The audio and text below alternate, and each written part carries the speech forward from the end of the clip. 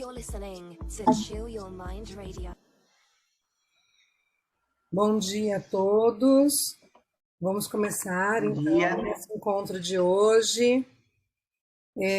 Quero começar com alguns avisos legais e aviso de segurança. Antes de iniciar, a gente deve cumprir com a obrigação de avisar que esta aula está sendo gravada e poderá ser utilizada para fins de divulgação online. Aos participantes que não desejarem aparecer nas imagens, a gente solicita que vocês mantenham suas câmeras e microfones fechados. A gente também pede a todos os convidados que não participem desse encontro conduzindo veículos automotores ou se locomovendo de outras formas. Então, bom dia a todos, sejam bem-vindos ao nosso encontro. Vamos iniciar essa aula aberta, primeiro agradecendo a todos vocês que estão aqui com a gente, né, nesse dia de sábado. A gente tem trabalhado bastante para garantir, para conseguir dividir um pouco da nossa experiência com vocês, e a gente espera que vocês gostem, tá bom? A gente tem feito tudo sozinha, na verdade, eu e a Cláudia, desde a gravação dos vídeos, da divulgação, da edição dos vídeos, mas a gente também agradece a ajuda de alguns parceiros, como os nossos filhos e irmãos que têm um pouco mais de experiência com essas plataformas. E isso tudo para dizer que a gente está fazendo mesmo com muito carinho, porque a gente compreende a importância de dividir um pouco da nossa experiência em 23 anos aí de prática na fonoaudiologia, e a gente quer ajudar a transformar um pouco esse cenário que a gente está encontrando no Brasil, né? Com essa dificuldade toda da gente se entender e para ajudar a todos vocês a correlacionarem aquilo que vocês tiveram na formação inicial lá na universidade e agora contando com o apoio de pessoas um pouco mais experientes, sem uma pegada totalmente comercial, porque a gente está fazendo da nossa casa, a gente está fazendo do nosso dia a dia, do consultório, para poder contribuir mesmo com a formação e com a compreensão dos colegas, né, de vocês em relação ao que a gente pode enfrentar, quais as mudanças que a gente tem observado no dia a dia da nossa prática fonoaudiológica, tá bom? Então, hoje a gente separou, é uma aula um pouco mais curta, é uma aula de apresentação, né? A gente quer dividir um pouco dessa experiência com vocês para contar como que a gente tem feito um pouco na nossa prática. E a gente preparou uma apresentação de quem somos nós, né? Eu e a Cláudia, e também para poder ajudar a pensar as mudanças sociais e a prática clínica fonoaudiológica, né? Que relação é essa que a gente pode estabelecer? E para a gente falar um pouco da formação em prática clínica fonoaudiológica em linguagem, que é o que a gente está querendo dividir com vocês um pouco mais à frente aí nesse percurso. Então vamos seguir com a nossa apresentação. Quero convidar a Cláudia já está aqui com a gente. Bom dia, Cláudia. Bom dia, Rê, tudo bem? Eu agradeço a sua apresentação e vou começar a falar um pouquinho do meu trabalho, né? Eu acho que é muito relevante a sua colocação inicial. Nós estamos fazendo um pouco de tudo para trazer para o fonoaudiólogo uma nova perspectiva, né? Que não seja nada fora da realidade dos profissionais, porque diante de toda aí a demanda que temos no consultório, nós temos pouco tempo para estudar, mas nós precisamos estudar de alguma forma. Então, eu acho que essa questão aí dos cursos online vem trazendo essa nova consciência para o profissional. Como você disse, a internet é um recurso muito, muito rico e a gente precisa aproveitar disso. Bom, eu sou fonoaudióloga há 23 anos e também atuo hoje em dia como terapeuta integrativa. Atuo como terapeuta integrativa desde 2013. Eu me formei na Unimep, Universidade Metodista de Piracicaba, depois eu fiz uma pós-graduação na Unicamp, pós-graduação em Educação e Reabilitação de Surdos. Depois eu fui para esse lado aí da medicina tradicional chinesa, fiz a pós-graduação em medicina tradicional chinesa, e eu estou aí fazendo uma formação em neurociência, que é uma área que eu gosto muito e que faz muito sentido com a prática clínica que eu tenho hoje. Tenho aprimoramento em aba, e toda a minha carreira aí, eu tenho trabalhado, eu trabalhei em clínicas, trabalhei em instituições, trabalho há 9 anos no hospital aqui da minha cidade, eu sou de Montemor, região de Campinas. Eu coordeno o ambulatório de teste da orelhinha e teste da linguinha, e há 10 anos há 9 anos como terapeuta integrativa. E dentro dessas práticas integrativas, eu fiz vários cursos para que pudesse agregar também na minha prática clínica fonoaudiológica. Então, eu faço 2 coisas diferentes, mas que eu consigo agregar, de repente, no mesmo paciente. Um exemplo aqui, rápido, o paciente de voz, nós sabemos que as questões emocionais estão muito relacionadas à dinâmica vocal. Então, um tratamento de acupuntura, um floral, uma terapia reiki, pode ajudar esse paciente a melhorar desse quadro e ter um processo terapêutico mais rápido. Porque se for uma questão muito emocional, a gente sabe que nós melhoramos a voz daquele paciente, mas vira e mexe, ele volta com o mesmo sintoma, porque ele não tratou ali, ele tratou o nódulo, mas ele não tratou as grandes angústias. Então, eu vejo que é uma junção que faz muito sentido. Cláudia, e como é que todo esse processo você pensa que pode contribuir com o que tem de diferente, como que você pode contribuir de modo diferente com a formação das pessoas que nos procuram hoje, profissionais que nos procuram hoje? Eu vejo que eu ofereço aqui, principalmente na minha cidade, uma prática diferenciada. Como eu disse, esse exemplo para você dos problemas de voz, né? Eu tenho muitas pacientes de alterações vocais, né, da disfonia, que também querem associar o tratamento às outras terapias. Outros exemplos são crianças com gagueira, crianças com alterações tipo TDAH. Eu sou praticante de barras de Axis. Nós sabemos que as barras, elas fazem aí uma reprogramação mental, né? O paciente ele vai ficar mais calmo, mais tranquilo, como se fossem downloads. Então, a criança que é muito agitada, às vezes mensalmente vem aqui para correr as barras. E a gente observa melhora nos quadros de ansiedade, de atenção, redução da agitação motora, na gagueira também, né, que tem as questões emocionais. Às vezes, os pais não querem levar no psicólogo, infelizmente, não quer fazer 2 terapias. Eu quero ficar só com uma terapeuta. Então, eu faço a terapia fonoaudiológica e num outro dia, num outro horário, eu acabo aplicando alguma terapia integrativa para ajudar aí nessa questão até de autoconhecimento mesmo, e até mesmo de orientação para a família, porque às vezes a família vem muito cansada de toda essa situação.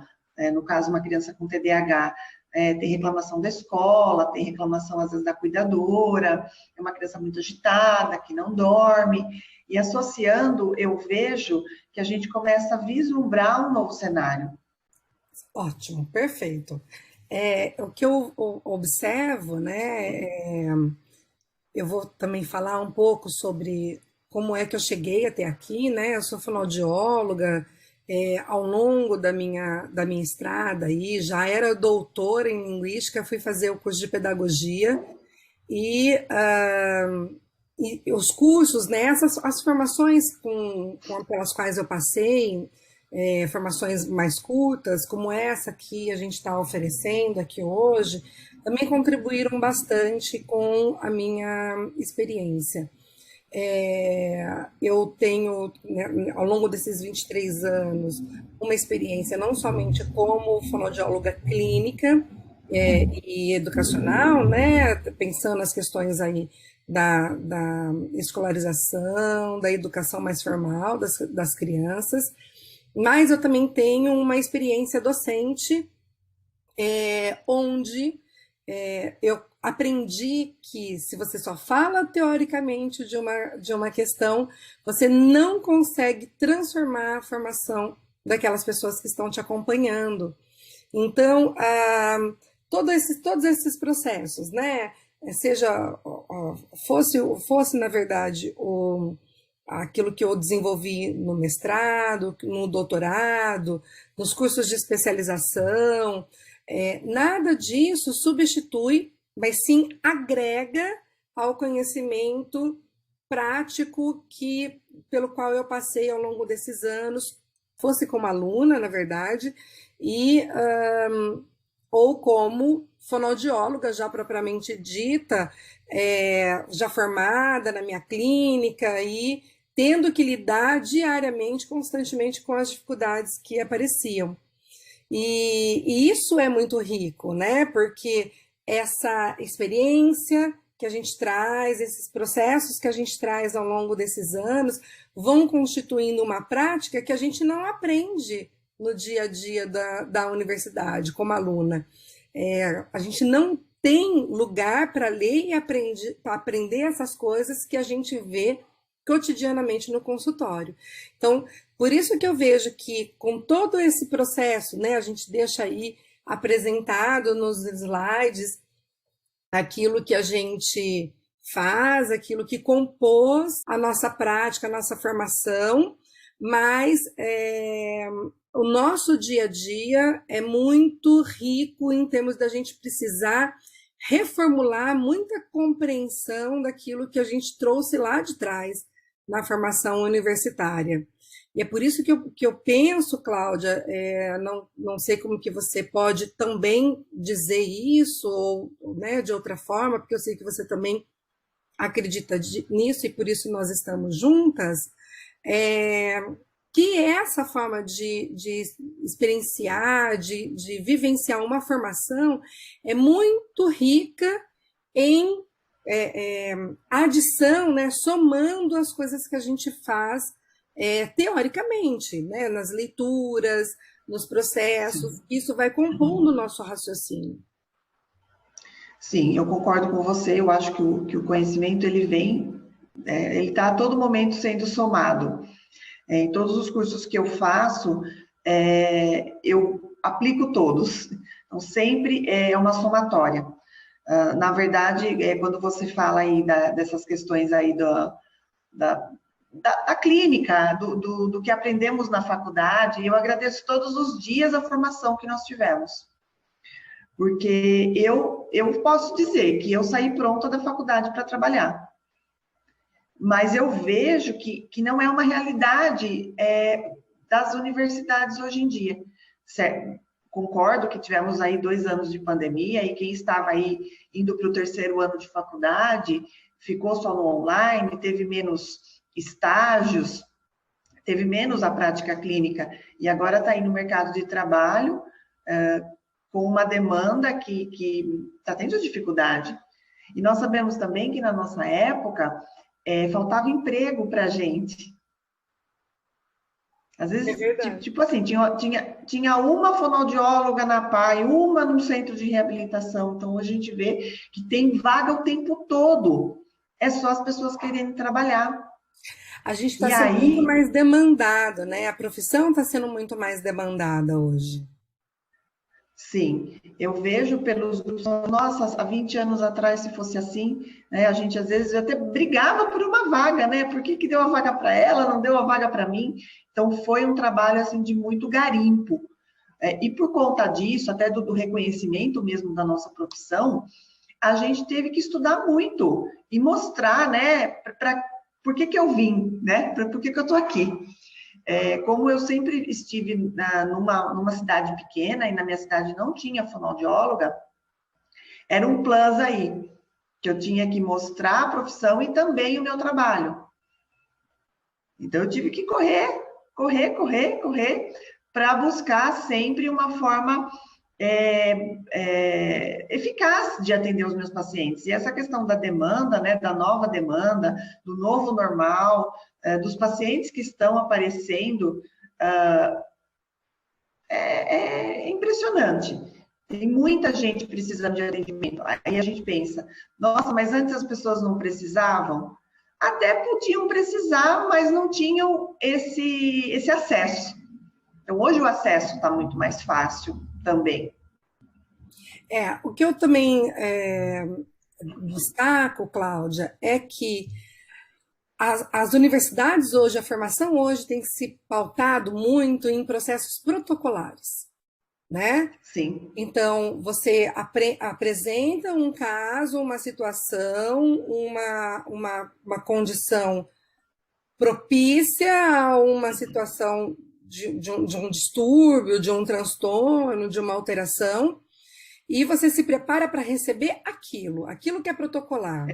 Né? Você se prepara para receber na clínica aquele paciente, com características específicas do qual você, igualmente você ouviu falar na universidade. Mas, caso de livro. Caso de livro. Que acontece o quê? 1 a cada 50. Sim. Porque os pacientes reais, os que chegam no consultório, chegam com demandas muito específicas.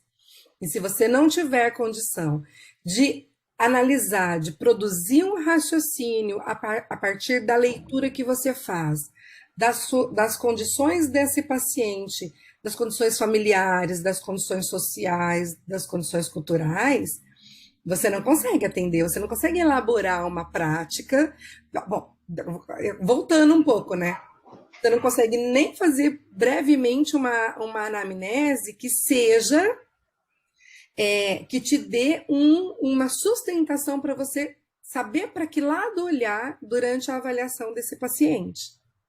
Né? Então, se você só se pautar em processos, qual é o protocolo que eu aplico? Qual é a técnica que eu aplico? Quando você vai aplicar, o paciente vai jogar tudo para cima, fala assim, ele tem uma deficiência intelectual, ele tem um transtorno, né? E aí a gente começa a ver um avanço para um lado que não é legal, porque você sempre subestima, com isso a gente está subestimando todo um processo que é totalmente complexo desse paciente, que envolve outras pessoas que estão ali compondo quem ele é, né? Que são os pais, exato, que são os irmãos, que é a professora ou professor da escola, né? Que tem a ver da relação dele com outros colegas nossos, inclusive da equipe multidisciplinar. Tem tanta coisa para a gente poder analisar, né? Sim, você tocou num ponto super importante. Nós colocamos aqui, né, que o perfil do paciente mudou. Então, aquela receita de bolo, né? O paciente faz o contato pelo telefone, agenda, vem, faz a ficha com a minha secretária, entra na sala, eu faço a anamnese com os pais super solícitos, na próxima sessão eu vou ver a criancinha. A criancinha não vai nem entrar sozinha, vai entrar com os pais, vai fazer birra, vai chorar. Então, a gente está tendo um quadro nacional aí muito difícil de trabalhar para estabelecimento de vínculo. As crianças, a questão da máscara também ainda está atrapalhando muito, porque as crianças não conseguem ver as nossas bocas. A gente até tenta usar máscara transparente, enfim. E aí cai por terra todo aquele caso de livro, aquele protocolo pré-estabelecido, porque eu não vou conseguir avaliar essa criança em 1, 2, 3 sessões, porque vai ser um processo. Então, eu vou ter que avaliar essa criança com essa família, essa criança com os pais, se fala, se não fala, como que a oralidade está presente nesse contexto familiar, a questão dos gestos, dos apontamentos, e por aí vai.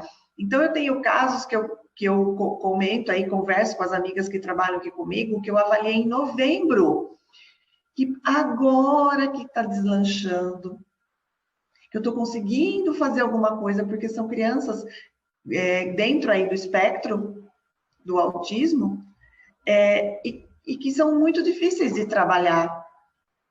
E na prática, e na teoria, o que a gente vê? Né? Avaliação, plano terapêutico, encaminhamento para os médicos e vamos começar a trabalhar. Então, a gente tem que ter muita maturidade para trabalhar também a ansiedade desses pais. Porque esses pais vêm para a gente, meu filho não fala. Daí é uma sessão, ele só faz birra, ele chora. Na segunda sessão, ele chora de novo. Ele não entra sozinho, Mas, ele Cláudia, entra com os se pais. você for um profissional que entra no Instagram, no Facebook, no YouTube, não que essas coisas não sejam importantes hoje, ao contrário, nós estamos aqui fazendo um encontro online. Mas se o seu Sim. objetivo de formação for pegar um elemento aqui, pegar outro elemento aqui, tentar encaixar no seu paciente, eu vou dizer que não vai dar certo. Sim. Né? Porque as coisas Sim. não são assim, simplesmente de pega e encaixa e vai para casa, pega, encaixa e vai para casa. É preciso que você analise e produza uma compreensão de quem é essa pessoa para conseguir transformar isso que você teve acesso de conhecimento, de instrumento, para fazer funcionar para aquele paciente. E isso que você vê no Instagram, de modo muito rápido, 30 segundos, 1 minuto e meio, não é suficiente para você construir uma prática clínica. Sim, com certeza. Né? E acho que é isso que a gente está falando com essa reflexão sobre os quadros de fala e linguagem que a gente está observando hoje. Né? Sobre esse não saber da população e dentro dessa palavra população, a gente está incluído, né? Sim, vale ressaltar que eu e você atendemos convênio. E os pais estão tendo uma dificuldade imensa para encontrar fonoaudiólogos que atendam crianças, principalmente crianças pequenas. Porque dentro do convênio, o fonoaudiólogo ele pode optar. Ele não precisa atender todos os CIDs. A gente tem essa liberdade.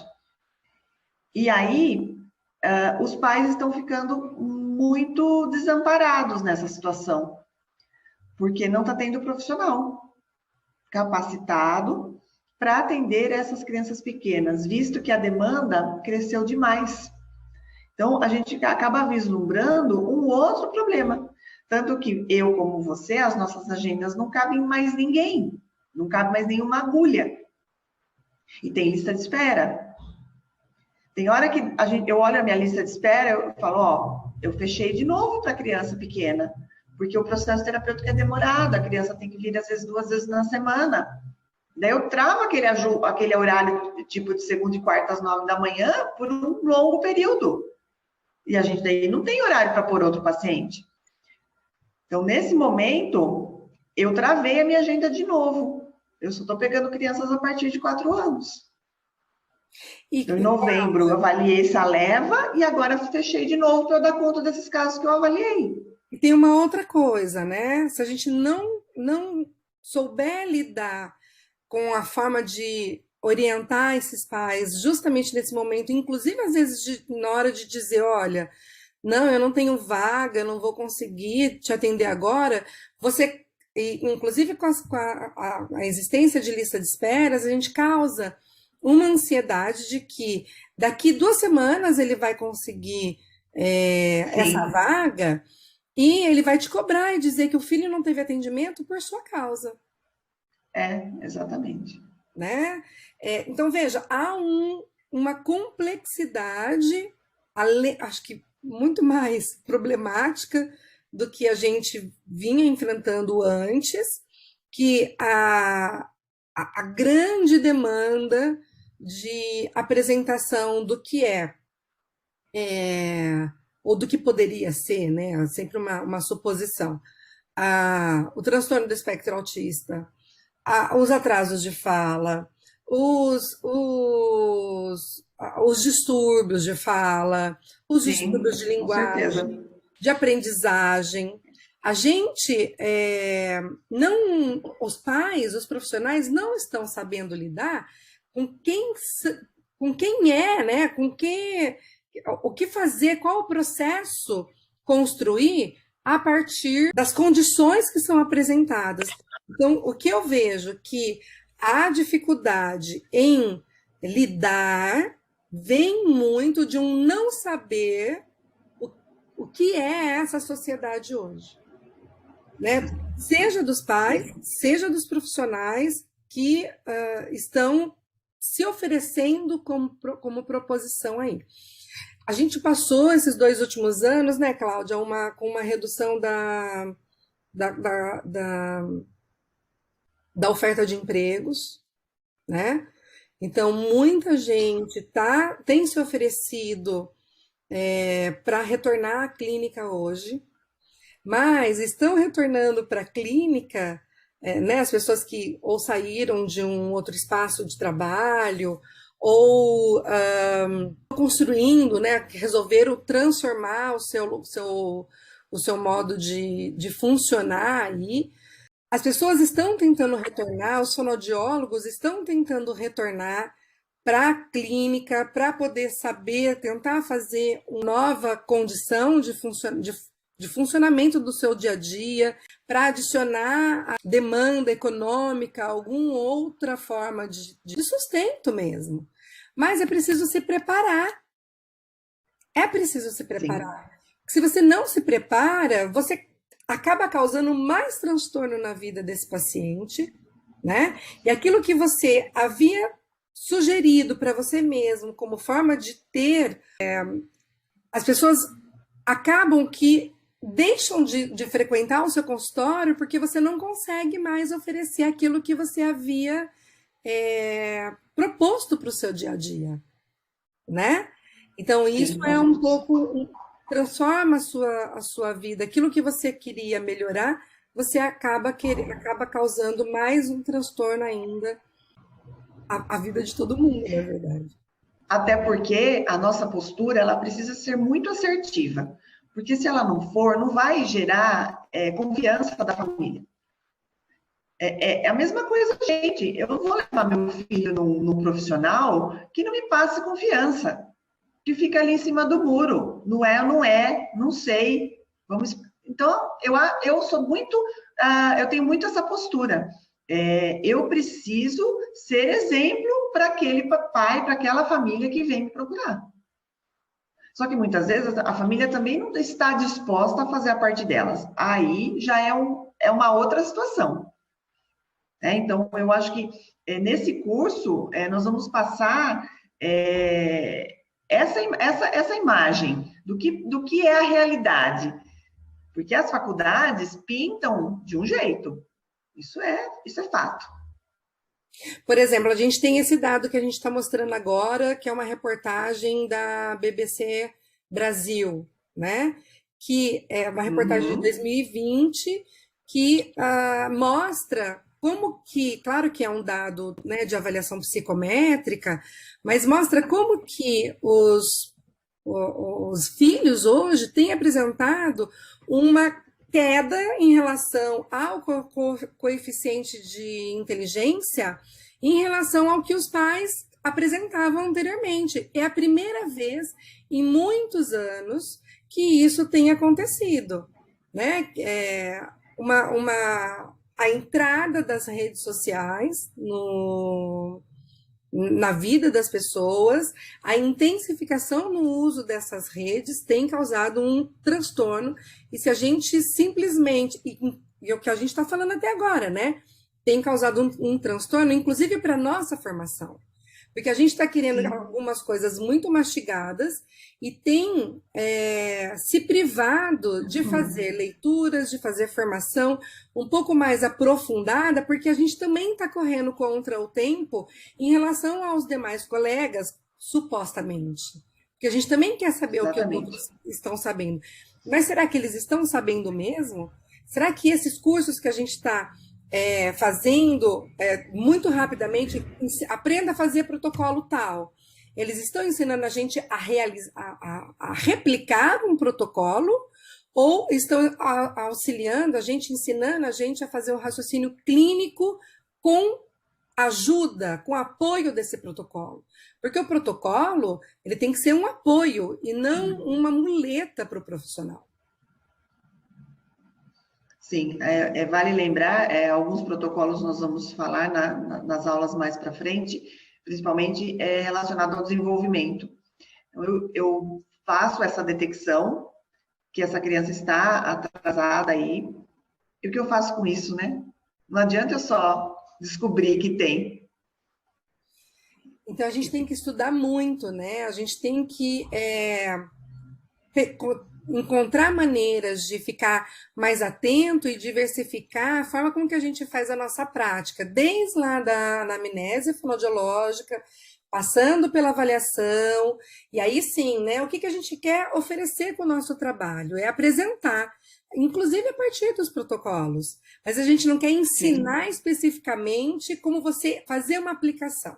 Como você fazer uma aplicação, a gente até pode mostrar, né, os manuais, mas o que a gente quer te ajudar é proporcionar a você construir um raciocínio clínico a partir daquilo que os protocolos podem te ajudar. Como você pode fazer essa relação, essa inter-relação entre os dados que você conseguiu colher com a sua avaliação, com o uso de protocolos, com aquilo que você quer como objetivo para esse paciente?